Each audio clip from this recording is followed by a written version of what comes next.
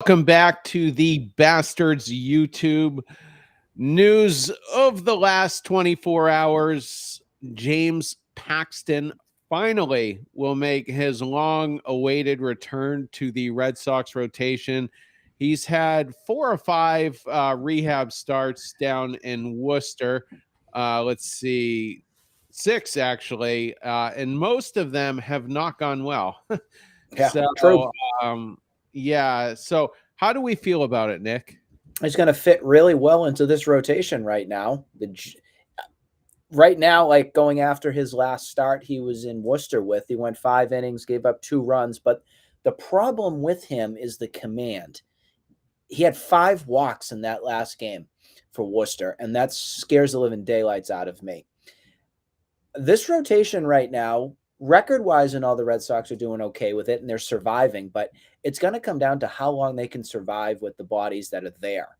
And I don't think James Paxton moves the needle here much for me on putting together quality performances. I'm still debating on if the guy falls down the stairs and trips or does something to even make his start for Friday night against St. Louis. I want to see him do good and get on the mound and help this team.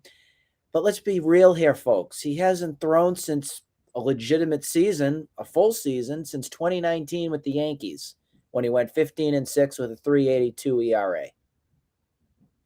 His one outing in 2020 lasted literally 1 inning, and then he had Tommy John surgery. Missed it most of 2021 for that. Was on schedule for a summer return last year, and then strains his lat muscle, which apparently is a muscle in the back of your shoulder there. That takes him out for the season. Then in his first spring training start, he has a grade 1 hamstring strain, the least serious of them all, and it's been over 2 months since he'll be able to pitch since then, with the big club. So half of that 4-year absence was the Tommy John. The second half of it wasn't major injuries. This is just stupidity. It's not a guy that can stay healthy. Bloom signs him last year to a $6 million deal with incentives. He didn't pitch, so the incentives did not trigger or activate, whatever you want to call it. Right. And then, foolishly, he allowed a 4-year player option to be added to it. So Paxton got to decide whether or not he was going to pitch here. And guess what? None of the 29 other teams wanted to pay him more than $4 million. So here we go. Like you said perfectly, it does not move the needle. Do you want James Paxton starting over Tanner Houck? Absolutely not. Do you want him starting over Chris Sale based on what we've seen the last few starts? No. And I'm even I've been a skeptic with Chris Sale from the beginning. Sorry, Charlie, but I just don't feel confident when he's out there against legitimate offensive teams. I just don't think he's going to give you that vintage Sale like we've seen many years ago. It's going to be a different song and dance with Chris Sale when he's out there right now. He escaped the AL Central, and he's done fine with them. But when the big boys like the Blue Jays, and even if he was throwing against Atlanta, I would scare the living daylights out of me if he was facing this Atlanta Braves lineup. Thankfully, he doesn't get a chance to see it because I think he'd get his teeth knocked in. And Corey Kluber certainly pitching okay as of late. I'm not an optimist on him long term, but I mean, all these guys mentioned seem to be better options than James Paxton.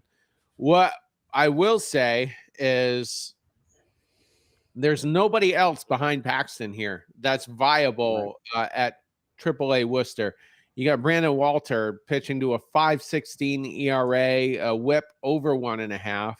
Correct. Brian Mata was pitching terribly, no command, walking everybody, 5.61 ERA. He actually went on the injured list today with a shoulder inflammation problem. And then Chris Murphy is stinking it up more than anyone. An ERA near 8 and a whip over 2. So there's no help internally after Paxton, and I'm just not sure, how much help Paxton's really going to be. I saw a rumor that was out there with the Detroit Tigers name being involved with, would you do a reunion with a trade back for Eduardo Rodriguez? And I was intrigued about that, but he's no better than a 3 or 4, at least in my eyes, Terry. I think Eduardo Rodriguez would probably be the ace of your staff right Right now. now, you're right, 100%. Yeah. On a good rotation, you're right, though. No more than probably a number 3. But, it's an interesting thought because he's owed $16.5 million per year for the next 3 years. I mean, that's pretty affordable.